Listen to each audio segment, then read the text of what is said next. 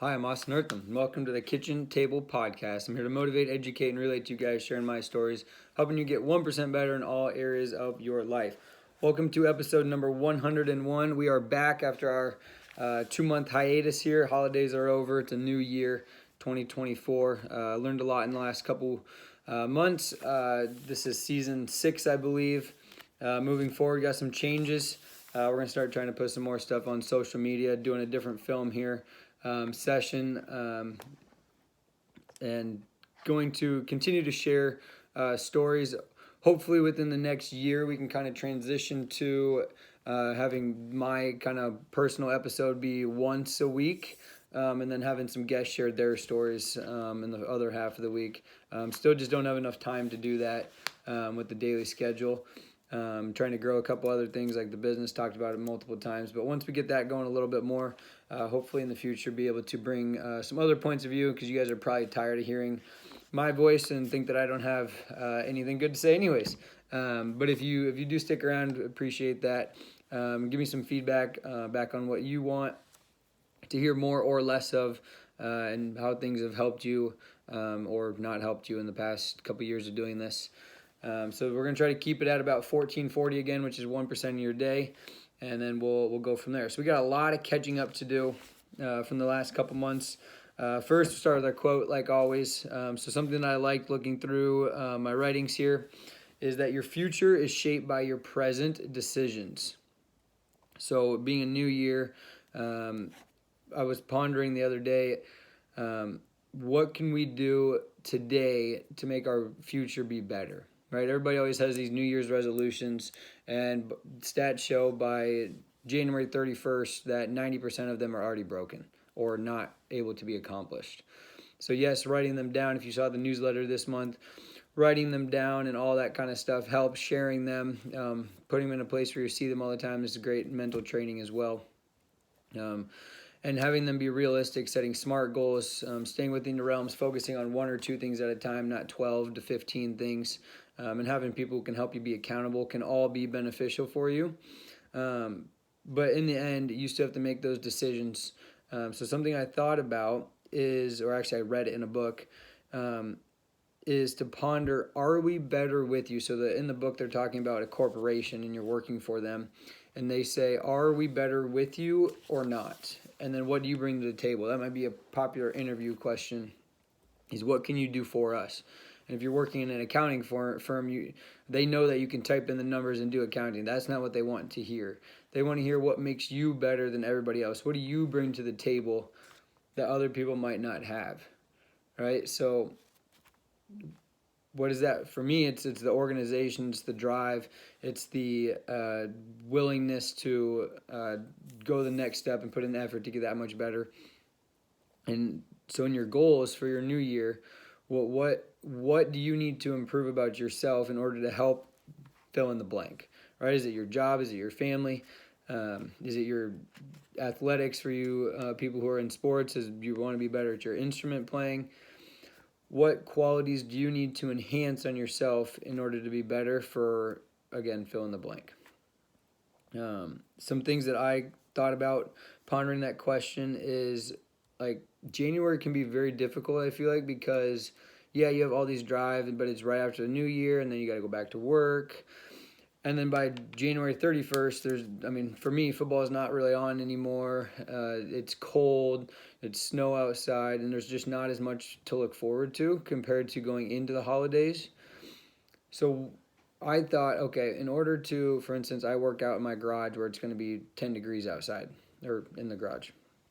So instead of me thinking, all right, I have to do all this lifting for 12 weeks instead of doing the whole 12-week cycle at a time, how can I break it into smaller sessions, into smaller weeks? So I'm going to do a 5-week block and then another 7-week block or whatever it is until spring break. So one, cutting back and trusting your training, and then number two, put a time limit. Okay, I'm going to work out for an hour today, and whatever I get done in the hour, that's what I'm going to be done with. So having small sessions, small 20-minute sessions in like a job. So doing this podcast, for instance, prep for a certain amount of time. Let's say you spread into 60-minute increments, right? You work for 20 minutes, you take a 2-minute break. You work for another 20 minutes, you take a 2-minute break.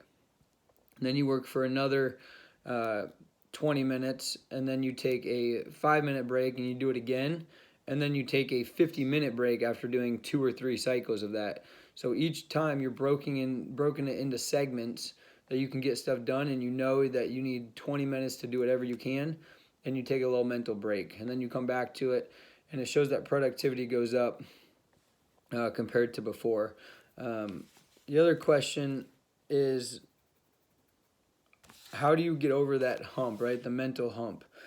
So something I want to talk about that I had a discussion with somebody goes along with mental training is, how should we use confidence? So is confidence, do we have confidence if we do the same thing over and over and over and our opponent knows it's coming? Or we know that we're going to use that technique. For instance, when I was in high school, I used middle school really. I used to use the same move for wrestling every single time, just because I thought I was stronger and to try to overpower them. And if it didn't work, then I really didn't have a lot to it. But if it did work, then I was likely going to pin the kid. So I had one major move and then a couple other secondary moves. But if it didn't work, then was I that confident in the rest of my skills, or was I confident going into the match at all? And that depended, based on my age, kind of where I was at and who I was going against. But in general, take Cristiano Ronaldo, for instance. Everybody knows he's going to do a step over when he's attacking you, but he's still going to do it, and he's still going to be successful, and he's likely going to score the goal. So does he have confidence? And what if that move doesn't work? And then where do we go from there? So how do we get over that hump? Well, I think that if you do those small sessions and you focus on 1 or 2 things at a time with your New Year's resolutions instead of doing 6 or 7, you'll gradually get better in one specific area at a time, and that will lead up to big results over time, right? So we want to be consistent. We want to have small steps to have the bigger outcome come to fruition. That's a hard word to say. Let me see here. Oh, versus switching things up. So Nick Saban on the Pat McAfee show every Thursday during football season talked about how if you change the game plan, it shows that you really don't trust in the guy's abilities, and changing too much never really gives them confidence to have success in the routine or what they're good at, because you're always changing stuff, thinking that you're not good enough to win. Some coaches say that if you got to go to plan B or you got to throw in trick plays, that you're not confident in your results to start with. And we want to be honed in on who we are. We want to have an identity, so people know this is coming and this is what we're good at. You can think of football teams who are notoriously known for being physical. Most of the teams in the AFC North, for example. So I think that if you can have an identity and then you can build off that identity, kind of think of like a concept web. So you got one big picture, then you get a pillar here, and then you get little things going off of the pillar. That might be beneficial for you moving forward and your goals, in order to have short-term goals, medium-term goals, and long-term goals, 95% of which are process, and then 5% are that outcome, or what that actual finish line looks like. So that was a lot of different stuff from that quote. But the second thing we always talk about is where I saw God this past week, or in this case, past 2 months. And for me, the biggest thing that I saw God the last 2 months is just being surrounded by loved ones, people who care, building relationships, and then also just creating ideas. I learned that, this is weird, but I have the best ideas in the shower. I don't know why, or if I go on walks, I can sometimes ponder, depends if I'm after workout or before workout or what I got to do that day still. But I had a lot of good ideas for various things, podcast, business, family, house, kind of visions, goals down the future. So, I mean, I love that I can put an idea onto paper, I can write it down, and then I can bring it back and not have to like over stress about it. But when I think about it and I can put in the action towards it, then it's able to show me the growth in like a physical sense. Like a builder sees, okay, we got the concrete laid, now we got the framing done, etc. You can see that. And I feel like when I write it down and then I follow through, and one of my God-given abilities is to work hard in whatever I'm doing, even if it's challenging or I'm tired of doing stuff, or I just want to relax. So that's why January will be a little bit of a grind, and why you need to have those small sessions and get to the checkpoint. But just having that ability, the mental capacity to have that, has been a really good blessing for me, and something that I hope I can continue to do, and it'll build something for my life, whether that's in athletics, speaking, school, mental training, I don't know, relationships in general. But hopefully it continues to grow that way. All right, so the last thing, sorry, I want to talk about today, we got about 5 minutes here, is that I've read a couple books that my sister-in-law gave me from Thanksgiving on to right now today as this episode is coming out.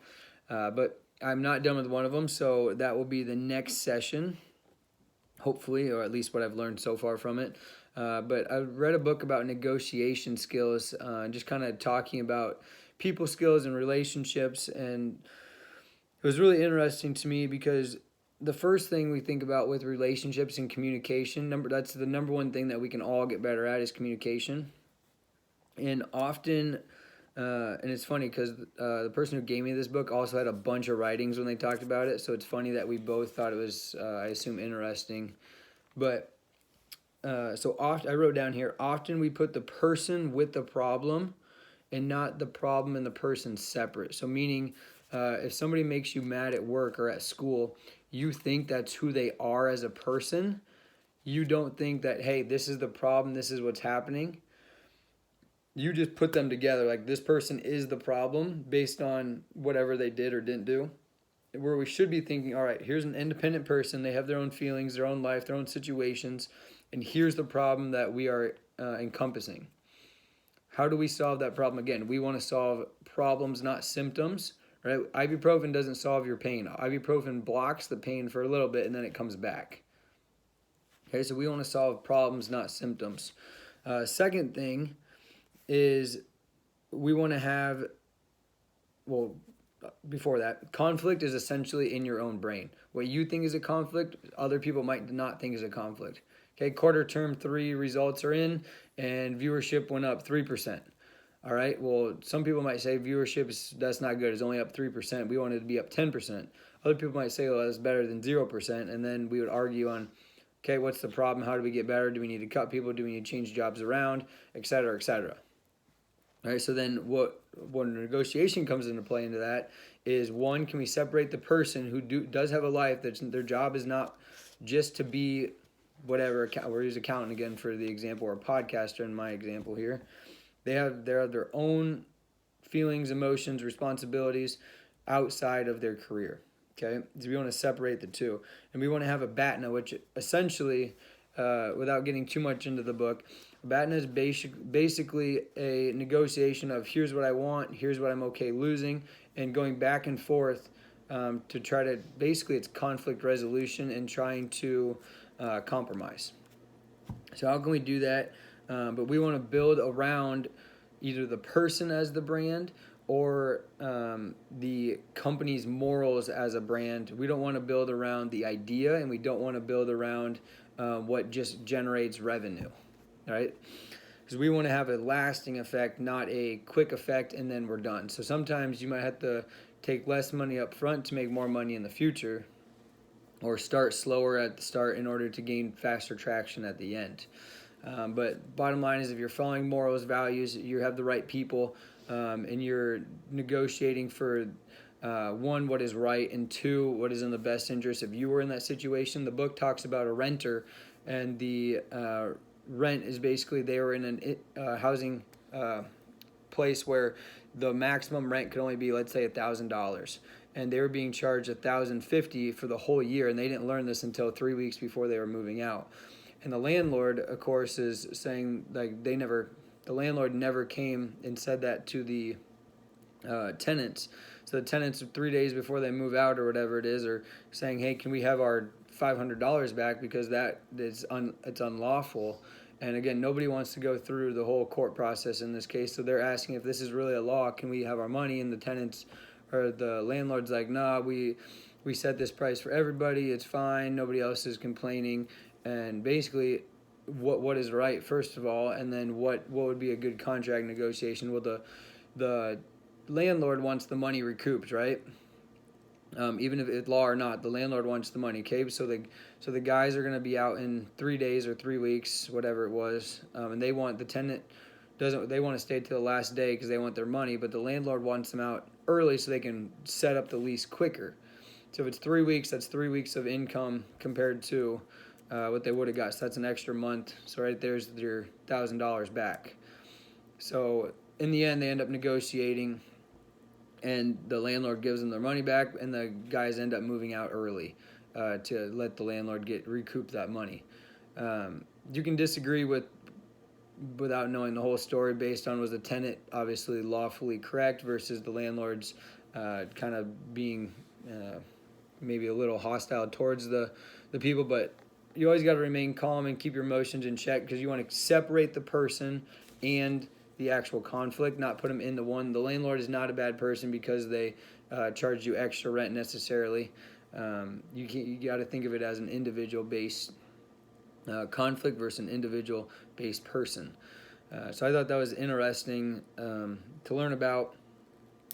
But anyways, going to learn more about trust and negotiation skills. There's tons of stuff within that I'm trying to learn and based on marketing, put in the business, all this other good stuff. But you can use it for your own way.